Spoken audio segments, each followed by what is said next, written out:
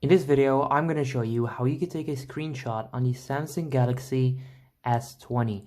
So if you want to find out how you can take a screenshot, watch this video all the way until the end because I'm going to show you right now how you can do this. So I have the Samsung Galaxy S20 Plus, but this works exactly the same for the S20 Ultra and the normal S20 as well.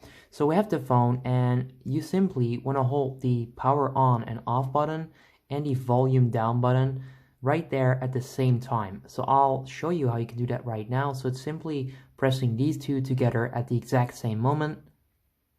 And there you go.